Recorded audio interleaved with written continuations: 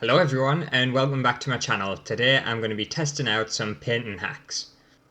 There are tons of painting hacks out there designed for changing the texture of paints, thickening paints, thinning paints, and doing a whole bunch of other things with paint. But today I'm going to be specifically focusing on thickening acrylic paint. And I'm going to do it as a little bit of a competition. So I'm going to be thickening some black acrylic paint, and I'm going to be testing out how thick each material makes the paint, whether it changes the colour, and what's the final consistency / durability of the finished product. So the contenders that we have today are talcum powder, corn flour. I was going to use cornstarch, but I couldn't find any anywhere, so I got corn flour instead. We've got plain flour, sand, and I'm also going to do sand with a little bit of PVA glue because I have a feeling sand on its own might be a little bit brittle, but I'm not 100% sure, so I'll soon find out. We're going to do paint alone, just as kind of a base to start off with, and a specific medium for thickening acrylic paint. So out of all of these, we'll see which one does the best, if it's worth the money, and see which one wins. Right, so I've got my chart here, so we can see side by side how well each of these hacks do. But first I'm just going to put some normal acrylic paint down so that we can compare that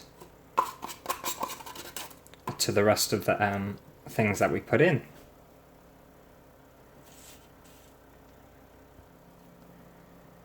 And next up is flour. I think I added a bit too much flour to this because it's incredibly thick. It is really thick. It's kind of got I don't know whether you can see that properly, but it's really kind of lumpy and gross, but we'll give it a go.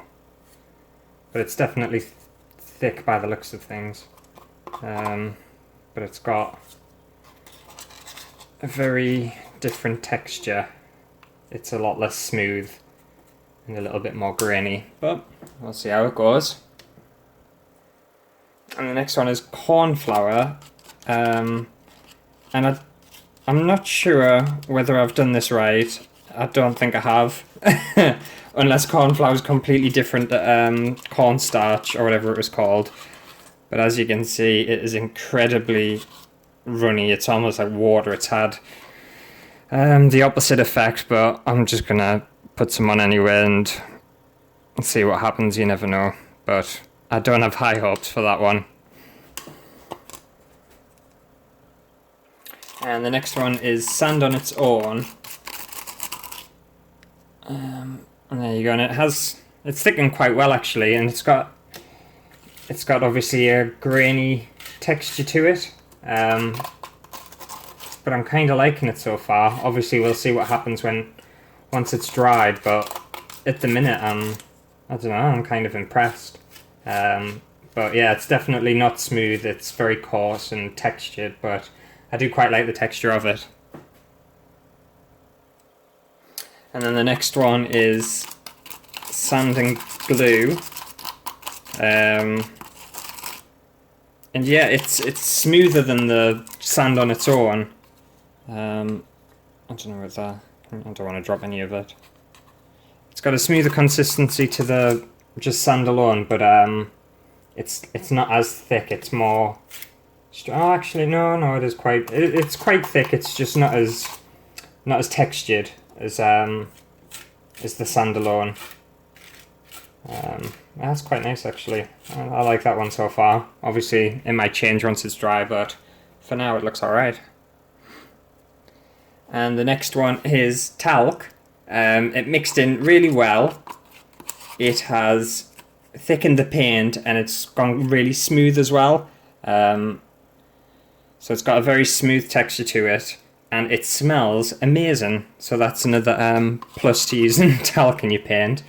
But I'm actually quite impressed with this one as well. I didn't think this was going to do much.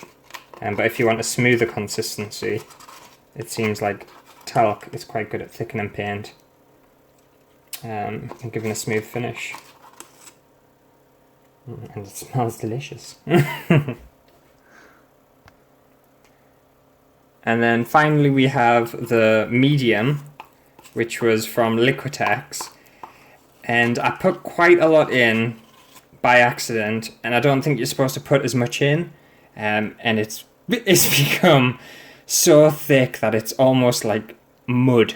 It is so thick, but it's definitely done what it's supposed to. And I can imagine with this, although it doesn't have the smoothest consistency, you could really do some quite sculptural paintings with this stuff. It is super thick and super what's the word, kind of like dense.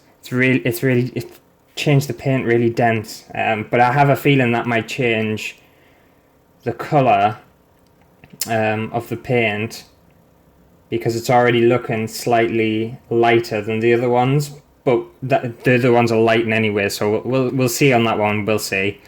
But yeah, so they are the tests right there. So we've got the acrylic paint on its own, flour, cornstarch or flour, whatever the hell it was called, sand alone, sand and glue, talcum powder, and the Liquitex medium.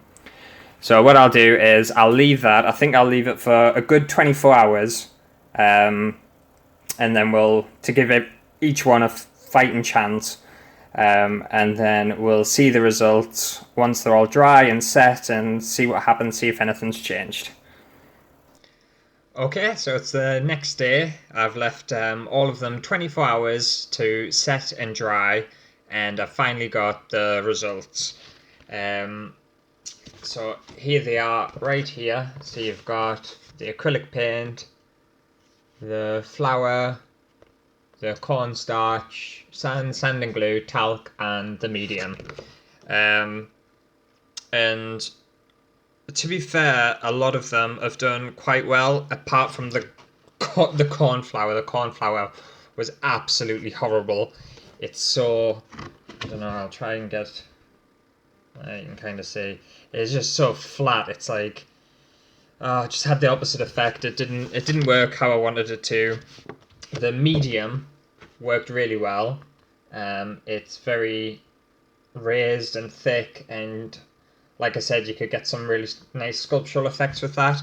And surprisingly, I thought the colour was had changed quite a lot, and out of all of them, I think the medium hasn't changed the colour as much, which is quite strange, because once it was applied, it looked as if it had lightened the colour quite a lot, but it hasn't. It's mattified it, but it definitely hasn't really changed the colour much. Talcum powder's worked very well as well, and that's got a nice smooth consistency. Both of the sands have worked really well. They've got a nice texture and a granular kind of feeling to it. And the flour has worked really well as well. The medium, though, isn't fully dry yet, so I think it might take a little bit longer for it to dry. But after reviewing everything, I can say that the winner of thickening acrylic paint is talcum powder. And the reason for this is because I never thought it was going to work. I didn't think it was going to thicken the paint. I didn't think it was going to have any effect on it. There it is up close. It's got a very smooth consistency. And yeah, I just think it did a really good job and really surprised us, and it was such an unusual material to thicken paint. But to be fair, I would say that flour, sand and glue, and the medium all worked really well for different reasons. So you get different textures and stuff with it. The talc's obviously a very smooth effect. They all have mattified the paint quite a lot, so that is something to think about if you are going to use any of these. And also with flour and cornstarch or corn syrup or corn flour, whatever it's called, It's a food product, so I'm not sure whether it will end up going moldy or what the longevity is of it. So if that is something you're worried about, I would stick to the medium. I think talc would last quite long, and I think sand and glue alone would last quite long as well. So yeah, I think they're the results, and it is quite interesting to find out.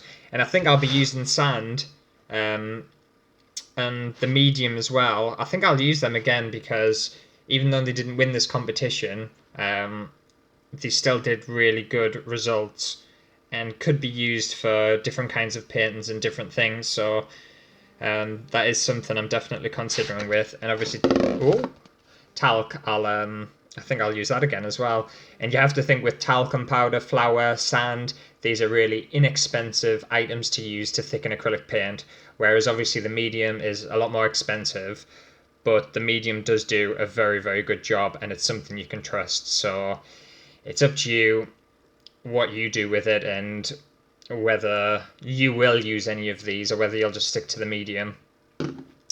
But if you have enjoyed that, then subscribe to the channel, give the video a like, and comment down below if you have used any of these, especially if you've used them over a long period of time, so we know kind of how long they last and what are the lasting effects, especially if you're using flour and stuff like that. And let me know down below if you plan on using any of these, or whether you're just going to stick to mediums, or if you have any other kind of ideas to thicken paint that you already use. And I'll see you in the next video. Alright, bye! There are a bunch of different painting hacks. No. But after reviewing everything, I can say that the winner of thickening acrylic paint is talcum powder. No. Wait there. And the winner is... Oh no, what am I doing? Oh, right.